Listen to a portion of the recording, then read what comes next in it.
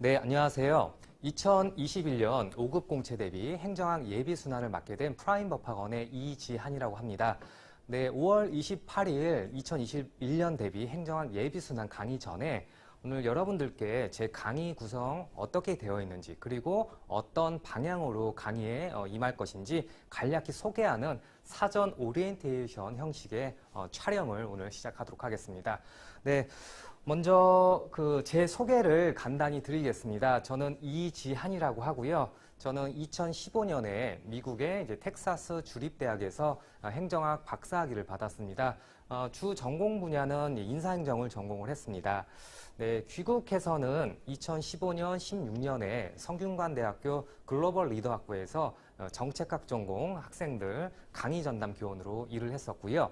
그리고 우리 그때 당시에 이제 학회 활동도 좀 했었습니다. 그래서 인사행정학계에서 국제협력 담당 이사를 담당하기도 했습니다. 자, 그리고 뭐 대외 활동으로는 여러분들 이제 시험 주관하는 부처가 인사혁신처잖아요. 그 인사혁신처 산하 이제 국가공무원 인재개발원, 옛날에 중앙공무원교육원이라고 했었습니다. 요 이제 기관에서 연구과제를 이제 수행하기도 했습니다.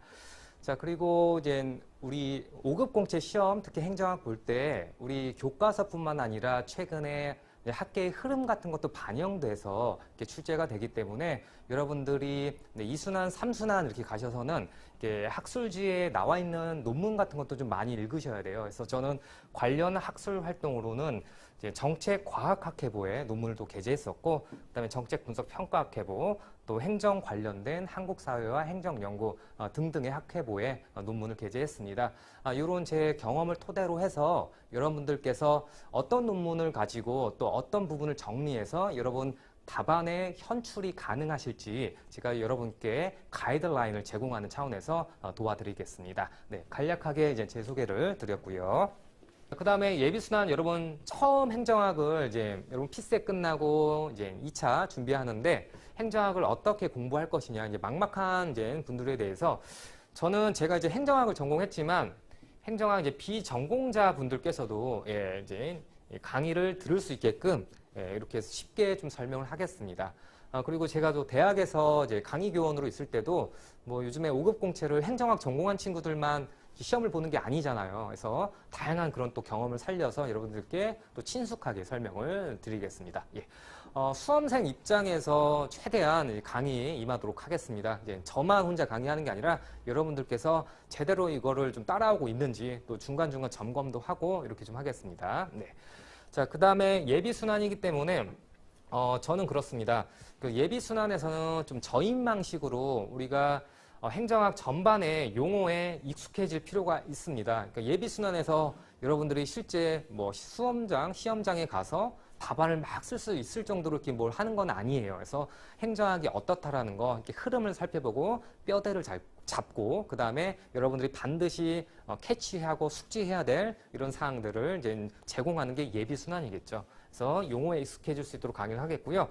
또 이것뿐만 아니라 그래도 답안에 나중에 여러분들이 좀 쓸 때 활용이 가능한 그런 거 토대를 또 만드는 게 예비순환의 목적이라고 볼 수 있겠습니다. 네.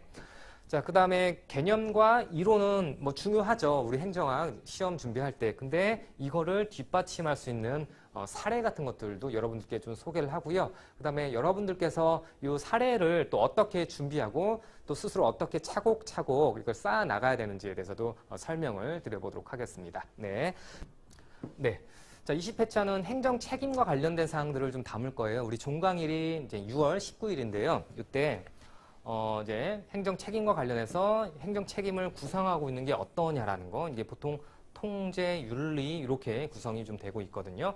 그리고 여기 노란색으로 표시한 게 공공 부분이 이제 다양화되고 있다는 거였죠. 이제 정부만 오롯이 이제 행정 서비스를 제공하는 게 아니라요. 민간 부분에서도 이런 거를 분담해서 하기 때문에 공공 부분이 다양화됨에 따라서 옛날엔 정부만 이런 행정 어떤 집행 결과에 대해서 책임을 졌었다면 요거와 관련해서도 공공 서비스를 뭐 대신 이렇게 민간 위탁해서 이렇게 집행하는 기관도 책임성 부분에 대해서 우리가 분명히 논의를 해야 된다. 이런 맥락에서 일부 출제가 됐었습니다. 네, 이런 것들도 살펴볼 겁니다. 네. 네, 20회차 강의안이 이런 식으로 구성이 되어 있다라는 정도 보겠습니다. 네. 이제 피라미드로 된 이 도형은요, 그 박흥식 교수님이라고 이제 유민봉 교수님 교재에 없는 내용이거든요. 근데 그 교수님께서 우리나라 이제 뭐 행정 책임, 공직 윤리 이런 거 관련해서 대가 중에 한 분이세요. 그래서 그분께서 몇 년 전에 한국 행정학 이제 60년을 되돌아보는 그런 차원에서 이 논문을 하나 쓰신 게 있어요. 제가 이제 발췌해서 요약한 건데요. 이제 행정 책임은 이렇게 행정 책임이 있다면 법에 이렇게 입각해서 이제 책임을 지는 거를 이제 행정 통제라고 하고요. 그다음에 우리 공직자의 양심과 이제 주관적 판단에 따라서 하는 걸 공직 윤리라고 하거든요. 이렇게 도형화해서 여러분들께 설명을 드릴 거고요. 자, 그다음에 이 공직부패라는 것도 출제가 좀 되고 있는데 이거는 여러 가지 윤리 중에서도 이기주의 윤리관 중에서 자기중심적 윤리관, 개인주의적 이기주의 이런 거에 따르는 게 이제 공직부패라고 하거든요. 이런 사항들 설명을 드리겠습니다. 네. 그다음에 이렇게 그 객관적 책임과 관련해서는 내부 통제, 외부 통제가 있는데요. 이런 사항들은 이미 출제가 됐었던 사항들입니다. 이런 거 강조해서 설명을 드릴 겁니다. 네. 그 공직자의 이제 주관적 어떤 책임을 다루는 걸 이제 적극적이고 자율적 윤리적 특성 이런 거를 이제 공직 윤리라고 하고요. 그다음에 소극적이면서 이제 강제적이고 법적인 차원에서 이제 교정을 하려고 하는 거를 이렇게 행정 통제라고 해서 객관적 책임으로 이제 분류를 하고 있습니다. 이런 것들 이제 마지막 회차 때 설명을 드리려고 합니다. 네. 네, 그 다음에 이제 우리 슬라이드 이렇게 제가 또 여러분들 강의안 제공하면서 그 내용이 몇 페이지에 있는지 그래도 여러분들 좀 편하게 이렇게 보실 수 있게끔 페이지 수를 좀 달았습니다. 자, 그리고 실제 강의안에서 여러분들이 이런 것들은 계속 조금 써보셔야 되고, 그 다음에 특히 뭐 영어를 이제 괄호로 해서 이렇게 답안에 구성하는 경우도 많거든요. 이런 것들도 중요한 키워드이기 때문에 여러분들께 제공해드리는 그런 강의안에는 이렇게 밑줄을 좀 쳐서 한 번 정도는 적어볼 수 있게끔 이렇게 제공해드리도록 하겠습니다. 네. 네, 그리고 이렇게 행정통제가 이렇다라는 거 이제 나와 있고요. 본 강의에서 설명을 드리겠습니다. 네, 그리고 주관적 책임에는 이제 공직윤리가 여기에 해당이 된다라는 거 좀 나와 있고요. 네. 네, 이제 행정 책임과 관련해서 네. 특히나 여러분들께서 이제 행정학 이제 2차 준비를 할 때는 어떤 개념, 의 이런 거를 좀 많이 알고 계셔야 되거든요. 뭐 완벽하게 이거를 막 달달달 뭐 아직 예비 순환에서는 그 정도는 아니지만 특히나 어려운 문제가 나왔을 때 그 답안을 쓸 수 있는 시작은 전 요 개념적 의의와 특성이라고 생각을 합니다. 이런 것들 좀 강조해서 설명을 좀 드리겠습니다. 행정 책임을 묻는 문제가 나왔을 때 행정 책임 뭔지 이제 개념을 알고 계셔야 되겠죠. 한 2줄가량. 그래서 그거부터 시작해서 그럼 행정 책임이 어떤 특성이 있겠고 그 다음에 어떤 변화하는 환경 하에서 관료에게 어떤 책임이 요구된다는 걸 여러분이 이제 표현을 해내셔야 되겠죠. 그런 차원에서 여기가 시작이라고 저는 생각을 합니다. 네. 네, 그 다음에 이제 행정 책임과 관련해서 이제 법적 접근, 윤리적 접근 이렇게 나와 있고요. 특히나 이 행정 책임과 관련해서는요, 그 프리드리히하고 파이너라는 학자가 되게 유명해요. 이제 둘 간에 이제 논쟁이 있는데 이런 사항들 여러분들께서 반드시 숙지를 하셔야 되기 때문에 강조를 해서 강의하도록 하겠습니다. 네. 네, 그 다음에 이제 객관적 책임, 주관적 책임. 이건 쿠퍼라는 이제 학자에 의해서 이렇게 제시된 거죠. 그래서 이런 거 설명을 드릴 거고요. 네, 실제로 2016년도에 이렇게 문제가 나왔었어요. 2016년도 입법고시 제1문 1항인데요. 이렇게 쭉 나오고 총 50점짜리 문제에서 이제 세부적으로 묻는 거였는데 여기 보시면 행정통제 수준, 관료의 책임성을 행정통제 수준, 그 다음에 행정책임의 뭐 원천에 따라서 뭐 유형을 구분해서 설명해라 이런 문제가 나왔었거든요. 그러면 예비순환 단계에서는 이런 것들이 무엇인지 이미 알고 이제 배우는 거라고 봐주시면 되겠죠. 그래서 이런 기출문제를 곁들여서 여러분들이 기출문제에 대해서 답을 막 달 수 있는 단계는 아닙니다. 예비순환에서. 그래서 이런 것들을 이제 기반으로서 한다는 거였죠. 그래서 여러분들이 통제의 어떤 수준 정도 이렇게 보고요. 원천이 이렇다라는 거에서 뭐 이제 이렇게 테이블 표 형식으로 해서 계층적, 법적, 전문가적, 정치적 책임이 있다. 어떤 정치적 통제가 있다. 이렇게 여러분들이 숙지를 해주시면 되겠죠. 네. 네, 이런 것 각각에 대해서 계층제적 책임성과 관련해서는 SOP, 표준 운영 절차라고 하거든요. 나중에 배울 겁니다. 규율에 이렇게 입각해서 하는 책임성을 말하고요.